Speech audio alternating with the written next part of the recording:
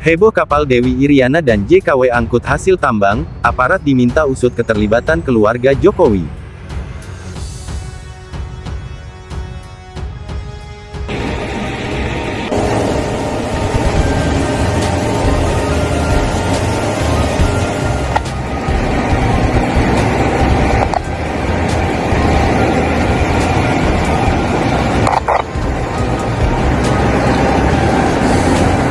Tongkangnya masih maju lagi ya.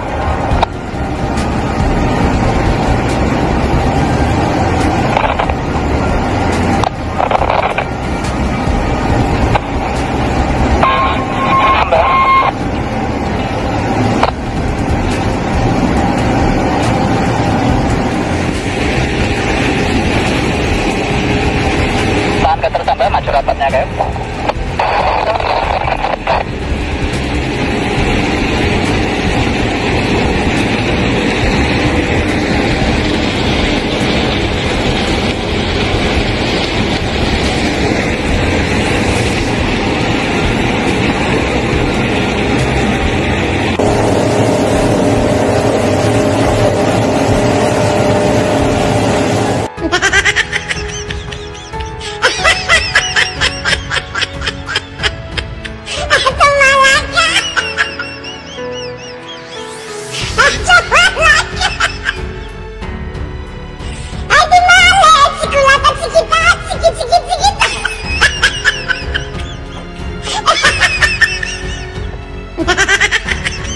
Kelucuan hakiki ya. Gaduh nikel di Raja Ampat. Hasil pelacakan ada kapal bernama JKW dan Iriana. Ini juga ada di postingannya narasi. Nah, chapter 3 dari ore ke oligarki. Nah, data-data ini yang kemudian di screenshot tadi. Tentu dari mana-mana jalur yang ada tambang nikel, tongkangnya ya bernama JKW dan Iriana. Nah itu kan nggak boleh dong dipastikan punya. Ya memang kita tidak memastikan. Tapi ini makanya judulnya ini kelucuan hakiki saja. Kalaupun bukan pemiliknya Jokowi dan Iriana, pasti tahu dong. Intel yang menempel ke Jokowi kan luar biasa. Jokowi sudah menyampaikan bahwa saya setiap hari rapat katanya dengan para Intel ya. Dari BIN, dari BAIS dan sebagainya. Masa nggak tahu ada kapal bernama Iriana dan JKW? Kan begitu. Tapi kalau benar ini memang yang punyanya dia, ya inilah mungkin yang dimaksud hilirisasi dari keluarga JKW Iriana. Yang paling panas dan liar adalah dugaan bahwa Joko Widodo dan istrinya itu menikmati kebijakan pemberian izin penambangan di Raja Ampat, dan sebagai imbalannya dia mendapat dia menjadi penyedia kapal-kapal pengangkut nikel yang jangan dinilai cuma pengangkut kapal pengangkut nikel, ini nilainya rupiah, ini nilai rupiahnya atau sebenarnya dolarnya ya, ini karena biasanya tarif dalam bentuk dolar itu super jumbo ini.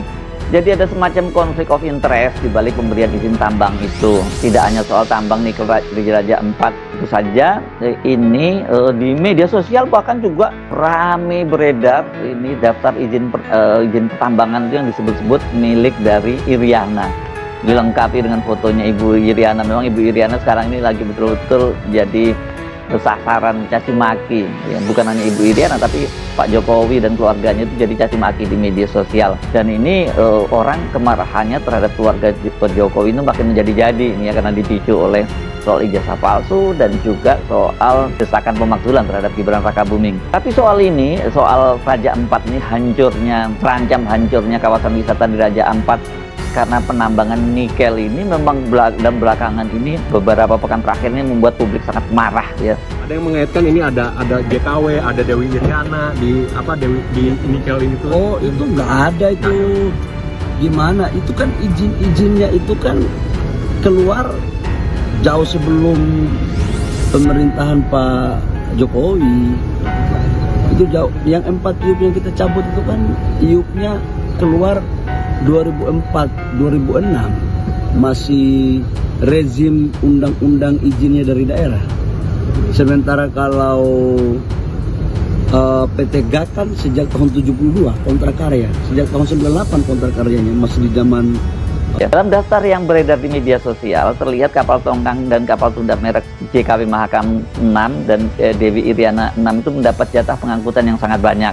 Selain di Gak Island atau di Pulau Gak yang berlokasi di Raja Ampat, JKW Mahakam dan Dewi Iriana juga mendapat jatah pengangkutan ini di Maluku Utara ini ya, di Pulau Lebe, Halmahera Tengah, Pulau Buli, Halmahera Timur, dan juga di Teluk Weda ini Halmahera Tengah. Semuanya tadi itu ada di Maluku Utara dan kemudian juga di Lamiruru ini di Konawe, Sulawesi Tenggara. Jadi ini kelihatannya dia pemain besar di situ ya, di kawasan timur ini yang banyak tambang-tambang nikel gitu. Hari ini kapal-kapal tambang keluar masuk membawa biji nikel, merusak ekosistem dan menghancurkan tatanan hidup warga adat. Yang lebih menyedihkan, kapal-kapal itu diberi nama JKW Mahakam dan Dewi Iriana. Nah, ini nama yang identik dengan kontroversi ya belakangan ini ya.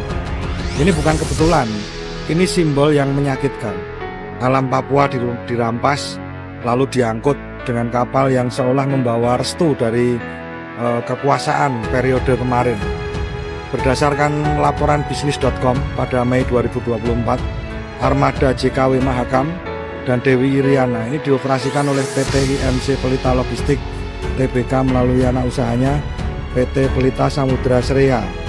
Mereka adalah korporasi angkatan angkutan laut yang menjadi mitra industri tambang terutama nikel. Jadi beberapa unit kapal juga dimiliki oleh PT Sinar Pasifik Lestari dan lain sebagainya. Mereka ini boleh sudah turun dari jabatan, tapi warisan kebijakannya kan masih menancap ya. Perampokan sumber daya di tanah Papua dibungkus dengan kata investasi dan membebani warga lokal dengan penderitaan yang tak terlihat dari istana. Jika nikel dari Kepulauan Gak ini diangkut ke smelter di luar Papua tanpa meninggalkan manfaat apapun bagi rakyat setempat, maka nama JKW Mahakam tadi di badan kapal itu kan bukan hanya simbol, tapi jejak dari pengkhianatan ekologi dan politik kekuasaan. Pertanyaannya, siapa yang masih menikmati keuntungan dari nama-nama itu? Dan sampai kapan Papua ini harus terus membayar harga untuk kekayaan yang tidak pernah mereka nikmati? Ternyata kalau kita telusuri ini dimiliki oleh PT Pelita IMC Logistik Tbk dengan embel-embel Tbk di belakangnya atau terbuka. Itu berarti perusahaan ini kan sudah go public, dan kalau sudah go public kita pasti bisa menelusuri siapa pemiliknya karena ada klausul keterbukaan informasi di situ ya. Itu harus dijelaskan di situ. Kalau kita longok di websitenya www.imcpelitalog.com, perusahaan ini yang bergerak di bidang logistik dan transportasi laut yang melayani perusahaan tambang batu bara. Nah, perusahaan ini beralamat di Menara Astra lantai 23 di Jalan Jenderal Sudirman Kafling 5-6 Jakarta, dan kemudian mempunyai kantor cabang di Samarinda. Ini di Kalimantan Timur, tepatnya di Jalan Arif Rahman Hakim nomor 28, Sungai Pinang Luar, Kecamatan Samarinda, Kota Samarinda, Kalimantan Timur. Apa saja armada yang mereka miliki? Ini ada 2 fasilitas pemuatan apung, 31 kapal tunda, 26 tongkang, kemudian kapal curah besar dan 2 tongkang derek apung. Di Bursa Efek Indonesia, nama entitasnya itu, nama kodenya adalah PSSI. Ini bukan sepak bola ya, karena ini rupanya nama perusahaan ini sebelumnya adalah PT Pelita Samudra Shipping Indonesia. Jadi itu kodenya PSSI. Nah, ini kalau kita lihat namanya di situ, ya, ini di Bursa Saham ya, Bursa Saham Indonesia itu nama PT IMC Pelita Logistik terbuka, kode PSSI. Alamannya sama seperti yang saya bacakan tadi. Kemudian tanggal pencatatan tanggal 5 Desember 2017. Papan pencatatan utama, bidang utama jasa angkatan laut, sektor energi, subsektor minyak, gas dan batu bara. Industri batu bara, subindustri distribusi batu bara, Biro Administrasi Efek PT Datindo Entricom. Berdasarkan penelusuran Kompas.com pada laman Perkapalan dan Kepelautan Kementerian Perhubungan, ternyata memang benar ada kapal-kapal dengan nama lambung TBJKW Mahakam dan tongkang Dewi Iriana. TB merupakan singkatan dari tugboat atau sebutan untuk jenis kapal tunda yang biasanya khusus untuk menarik atau mendorong kapal lainnya seperti kapal yang hendak berlabuh ke pelabuhan. Selain itu, kapal TB juga menarik kapal tongkang yang tidak memiliki mesin penggerak sendiri. Dari data kapal di situs Ditkapel Kemenhub, sedikitnya ada 8 kapal yang bernama JKW Mahakam. Namun kepemilikan nama kapal JKW Mahakam terafiliasi dengan 4 perusahaan berbeda. Merujuk pada data-data tersebut, kapal-kapal itu dimiliki oleh PT Pelita Samudra Sreya, PT Glory Ocean Lines, PT Sinar Pasifik Lestari, dan PT Permata Lintas Abadi. Sementara itu, kapal yang namanya mirip dengan nama istri Jokowi, yakni kapal Dewi Iriana, diketahui berjumlah 6 unit. 3 kapal milik PT Pelita Samudra Sreya, dan masing-masing 1 unit dimiliki oleh PT IMC Pelita Logistik Tbk, PT Sinar Pasifik Lestari, serta PT Permata Lintas Abadi. Belum diketahui apakah kapal-kapal tersebut ada hubungannya dengan mantan presiden itu. Tidak ditemukan keterlibatan nama tokoh negara secara langsung di akta saham. Namun nama kapal dan yayasan afiliasi membuka ruang pertanyaan nih, apakah pengaruh ini digunakan secara tidak langsung? Terus siapa sih yang sebenarnya sedang berlayar di atas hukum? Pertanyaan yang bagus, nggak cuma puitis, tapi langsung menghantam tepat ke inti jaringan. Kita bahas deh, yuk kita bongkarlah jawabannya satu persatu. Yang secara fisik berlayar itu kapal JKW dan Dewi Iriana. Kapal tongkang dengan nama simbolik mengangkut nikel dari Raja Ampat ke Morowali. Tapi kapal hanyalah benda mati guys. Kapal ini nggak tahu hukum, cuma tahu rute sama jadwal muatan. Terus yang mengendalikan jalur ya korporasi. Korporasinya siapa ya? PT Laut Timur Raya, pemilik kapal. Pemegang saham mayoritas tambang di KW atau di PT Mineral Papua Sejahtera itu sendiri. Jadi PT Laut Timur Raya ini bekerja sebagai lengan kanan guys, dari jaringan tambang ke transporter terus ke smelter, yang menyembunyikan kepemilikan yayasan dan perusahaan cangkang. Wih, Yayasan Bahari Nusantara terhubung dengan program CSR dan hibah negara, tapi punya 20% saham di kapal tambang. Terus ada lagi nih PT Mitra Samudra Abadi, perusahaan netral yang dibiayai oleh PT Batra Investama Global. Jadi ini tuh punya rekam jejak akrab dengan proyek-proyek pelabuhan kecil alias titik muat nikel. Jadi kalau dari data perusahaan yang dilaporkan ke PT Bursa Efek Indonesia nggak ada nama Jokowi dan Iriana. Nah, Anda kemudian bertanya-tanya, kalau Iriana kan ini namanya Dewi Iriana, nah, bisa aja namanya kesamaan Iriananya atau nama lengkapnya Dewi Iriana. Nggak ada penjelasannya juga sih kalau kita lihat dari nama-nama pengurusnya tadi, apa urusannya dengan nama Iriana tadi. Nah persoalannya kok JKW gitu, apakah ini dicari-cari gitu biar dikira perusahaannya Jokowi atau biar ada kemudahan gitu karena ada JKW dan Iriana. Ternyata JKW itu adalah entitas bisnis ya, ini singkatan dari Jasa Konstruksi Wisma ya, JKW namanya, makanya JKW Mahakam 1, Mahakam 2 dan sebagainya.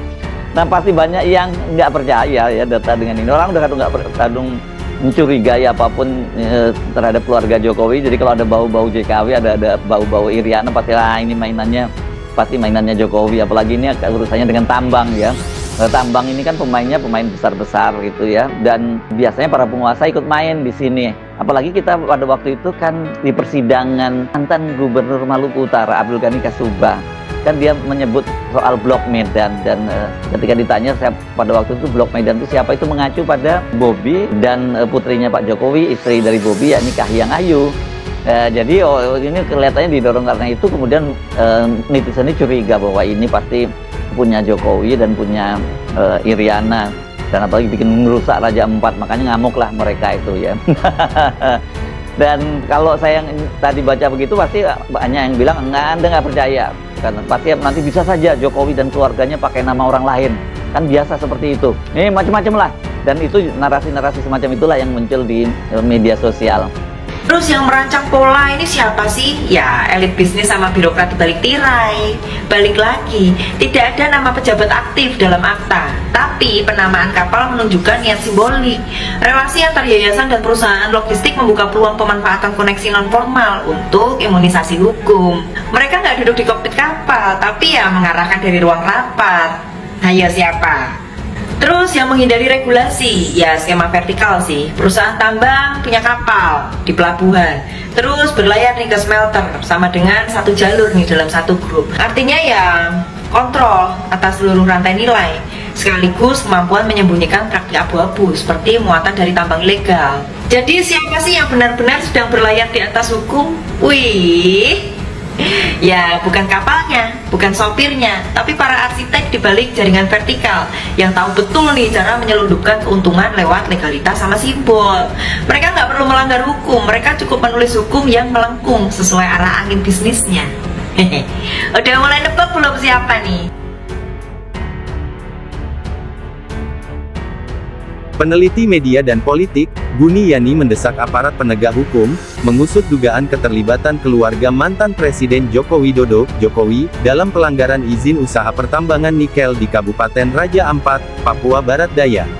Seperti diketahui, kapal tongkang dengan nama Dewi Iriana dan JKW Mahakam tengah ramai dibicarakan di media sosial medsos sebagai nama kapal pengangkut nikel di Raja Ampat, Papua Barat Daya. Termasuk dugaan keterlibatan keluarga mantan Presiden Joko Widodo, Jokowi, kata Buniyani, dikutip Rabu tanggal 11 Juni tahun 2025.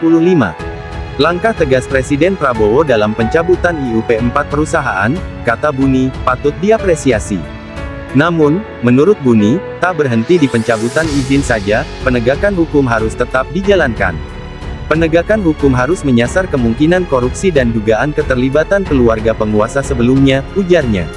Menurut Buni, rakyat akan mendukung penuh jika Prabowo berani mengambil langkah hukum tanpa ragu terhadap siapapun, termasuk mantan lingkar kekuasaan. Prabowo tidak perlu takut pada Jokowi dan geng Solo. Ini saatnya menunjukkan siapa pemimpin sejati. Rakyat ada di belakangnya, tandasnya.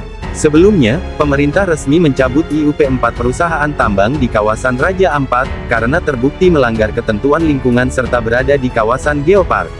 4 perusahaan tersebut adalah PT Anugerah Surya Pratama yang berdomisili di Pulau Manuran seluas 1.173 hektare, PT Nurhamdi Yesner Waigeo seluas 3.000 hektare, PT Mulia Raimon Perkasa di Pulau Batang Pele dan Pulau Mayaifun seluas 2.193 hektare, dan PT KWI Sejahtera Mining di Pulau KW seluas 5.920